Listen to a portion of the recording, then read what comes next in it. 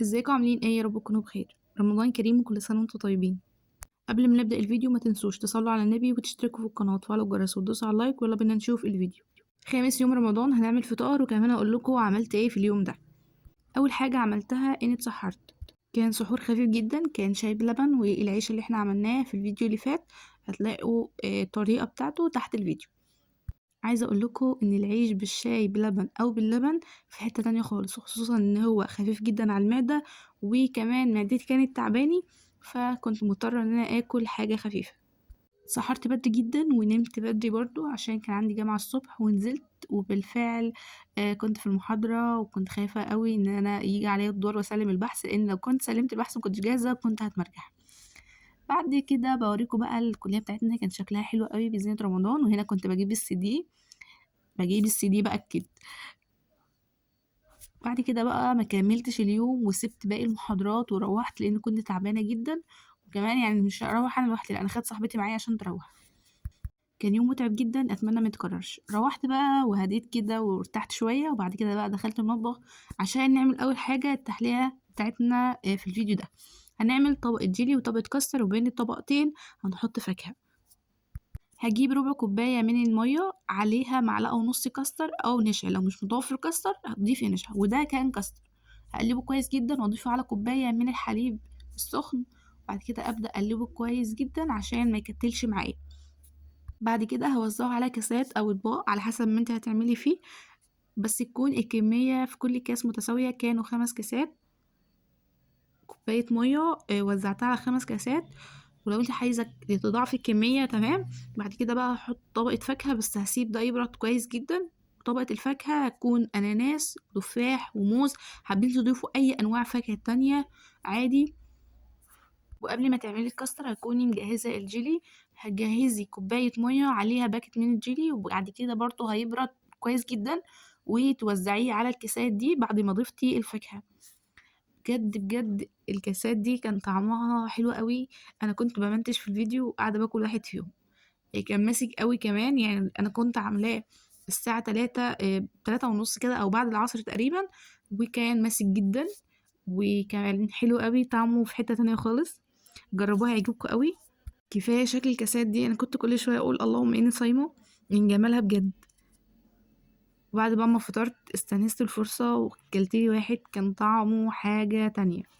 حبيت بقى ان انا انوع لكم بين القطايف والكنافه شويه، ونعمل حاجه من السوائل برضو بعيده عن العصاير. كمان مناسب جدا للاطفال، خصوصا ان هو كله فاكهه والكاستر كله لبن. كنت كل شويه كده بقلب فيه، اللي هو ماسك جدا مكانش راضي يسيب خالص. يا جماعه جربوه وقولي رايكم في الكومنتات، عجبكم ولا لا، وظبط معاكم بالطريقه دي ولا لا، لان طعمه كان في حته تانية خالص. نبدا بقى نجهز فطار خامس يوم رمضان. في الطاسة المتواضعة دي هنضيف معلقتين من الزيت كبيرة، وعليهم 5 فصوص توم مهروسين، ونهدي النار كويس. وأول ما يبدأ لونها يتغير بالشكل ده هنقطع طماطميتين وسط مكعبات ونضيفهم. هنضيف توابل ملح وفلفل كزبرة ناشفة وكمون وليمون، وكمان معلقة صغيرة من خل. هنجهز بتنجانتين مشوية نهرسهم كويس جدا، ونقطع فلفل أخضر ونضيف كل ده على الطماطم. البتنجانة دي بتكون حلوة قوي مع السمك او مع اي اكلة تانية، بس المفضل السمك. كنا بقى عاملين سمك، خصوصا ان احنا ما كناش في رمضان خالص سمك، فقلنا بقى ان احنا نغير شوية ونبعد عن اللحوم. جبنا السمك بأحجام، سمك كبير وسمك صغير. وكنا عاملين تمر بلبن وسلطة ورز معمر. والمانجا كانت مانجا فيها فاكهة وتمر حلوة قوي برضو. وبقى المخلل بتاعنا والبتنجان اللي احنا عملناه، وده كان فطار النهارده. آه الفطار ده بالنسبه لي احسن من اللحمه واحسن من الفراخ واحسن من كل حاجه. انا بحب السمك شويه، على عكس اخويا ان ما بيحبش السمك خالص. فطار خامس يوم رمضان، استنوا سادس يوم رمضان باذن الله. رغم ان انا هبقى في الكليه، بس هحاول برضو ان انا اصور لكم. وبكره كمان يوم متعب جدا بالنسبه لي اكتر من النهارده، فهحاول باذن الله ان انا انزل لكم فيديو على باي طريقه. كل سنة وانتم طيبين ورمضان كريم علينا جميعا، ويا رب ان شاء الله في احسن حال، ونطلع كلنا مجبورين خاطر من الشهر الكريم ده.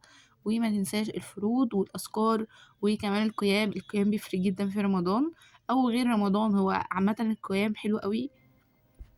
فلازم إن إحنا ندّي ربنا حقّه، كمان ما ننساش السُنن والرواتب، كل ده في رمضان بيفرق جدًا، وكمان ما تنسوش الاستغفار كتير والتسبيح، ده برضه حاجة كبيرة جدًا وليها ثواب أكبر.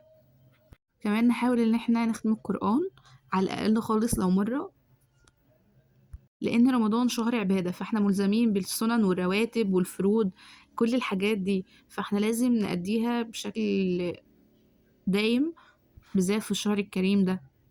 وكمان ما ننساش زكاة رمضان، ده مهام كبير جدًا مطالبين بيه في رمضان، فربنا يقدّر الجميع على فعل الخير، كل سنة وأنتم طيبين مرّة تانية. ده كان فطار خامس يوم رمضان، استنوا فطار سادس يوم رمضان بإذن الله.